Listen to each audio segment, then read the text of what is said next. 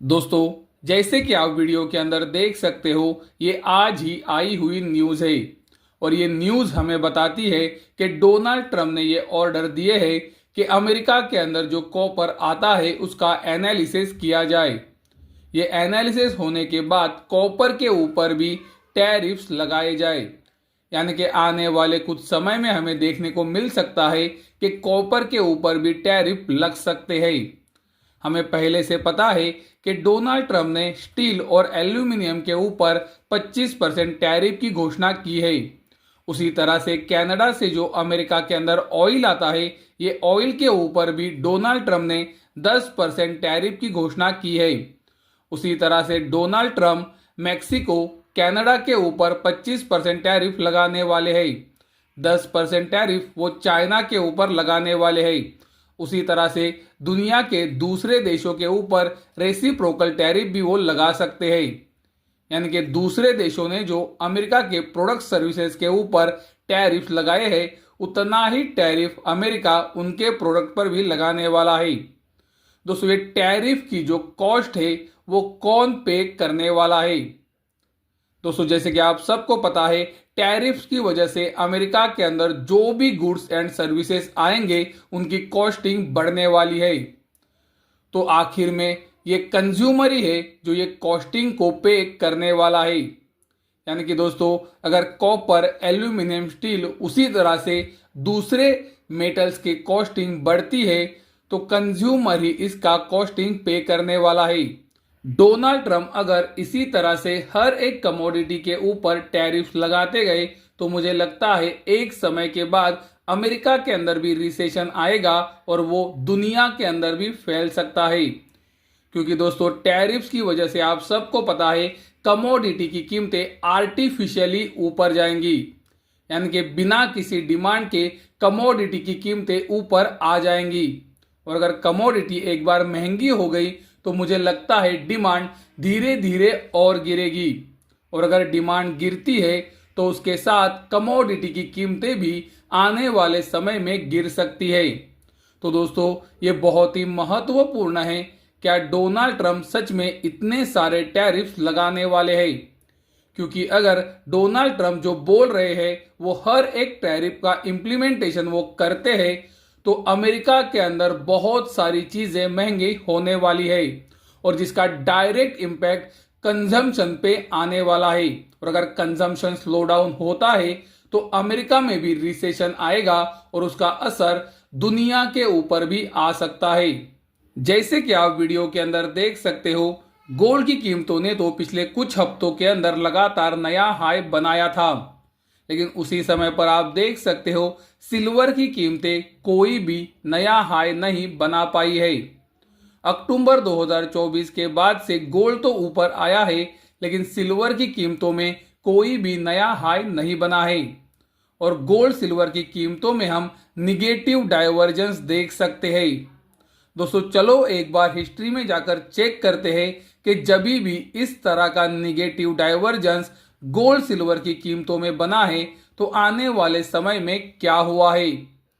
तो चलो एक बार चेक करते हैं कि हिस्ट्री के अंदर जब भी ऐसा हुआ है तो गोल्ड और सिल्वर ने आने वाले समय में कैसा परफॉर्म किया है। जैसे कि आप वीडियो के अंदर देख सकते हो, अप्रैल 2011 से सितंबर 2011 तक आप देख सकते हो गोल्ड की कीमतें नया हाई बना रही थी, लेकिन उसी समय पर आप देख सकते हो सिल्वर की कीमतों में कोई भी नया हाई नहीं बना था।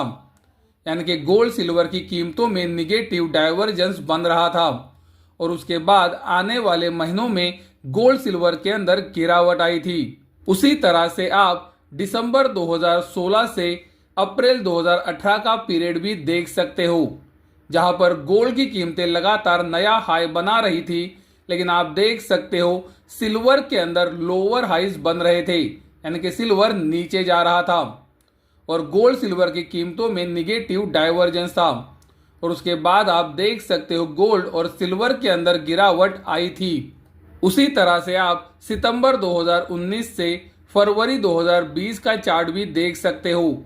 गोल्ड की कीमतें जहां पर हर हफ्ते नया हाई बना रही थी, सिल्वर के अंदर कोई भी नया हाई नहीं बना था। सिल्वर के अंदर लोअर हाई बना था और उसके बाद हमने देखा मार्च के अंदर गोल्ड और सिल्वर के अंदर एक बड़ी गिरावट आई थी। अगस्त 2020 से मार्च 2022 का पीरियड भी आप देख सकते हो, जहां पर गोल्ड की कीमतों ने उसके पुराने हाई को टच किया था, लेकिन आप देख सकते हो सिल्वर ने नया हाई नहीं बनाया। यानी कि यहाँ पर भी गोल्ड सिल्वर में निगेटिव डाइवर्जेंस था और उसके बाद हमने देखा गोल्ड सिल्वर की कीमतों में गिरावट आई थी।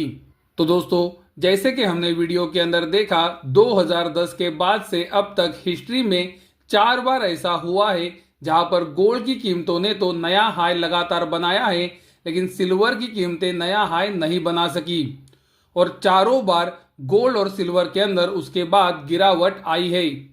तो क्या ये बार समय डिफरेंट है, ये तो हमें आने वाला समय ही बताएगा। लेकिन दोस्तों, मुझे लगता है हमें कॉशन ही रहना चाहिए, क्योंकि 4 बार जैसे हुआ है उसी तरह से ये 5वीं बार हो रहा है। यानी कि गोल्ड की कीमतें नया हाई बना रही है, लेकिन सिल्वर के ऊपर अब तक कोई भी नया हाई नहीं बना है। यानी कि गोल्ड सिल्वर की कीमतों में निगेटिव डाइवर्जेंस दिख रहा है। तो दोस्तों, मेरा नज़रिया आपको पता है, मैं गोल्ड और सिल्वर के ऊपर अभी न्यूट्रल हूं। यानी कि मैं ना ही बड़ी तेजी में हूं ना ही बड़ी मंदी में। जैसे कि हमने आपको इंडिया का बजट पेश होने के बाद वीडियो बनाकर बताया था कि हम अभी हमारा नज़रिया गोल्ड और सिल्वर के ऊपर न्यूट्रल का कर रहे हैं। इसका मतलब हमने आपको बताया था ना ही हम बड़ी तेजी में हैं ना ही बड़ी मंदी में। ये गोल्ड का चार्ट है, आप देख सकते हो हमने जब से व्यू चेंज किया है उसके बाद से गोल्ड के अंदर कंसोलिडेशन ही हो रहा है। ये सिल्वर का डेली चार्ट है, सिल्वर के अंदर भी आप देख सकते हो सिल्वर भी हमने नजरिया चेंज करने के बाद से कंसोलिडेशन ही कर रहा है। यानी कि दोस्तों, गोल्ड और सिल्वर ये फरवरी 2025 के अंदर कंसोलिडेशन कर रहे हैं। गोल्ड सिल्वर के अंदर ना ही कोई बड़ी तेजी बनी है ना ही कोई बड़ी मंदी बनी है।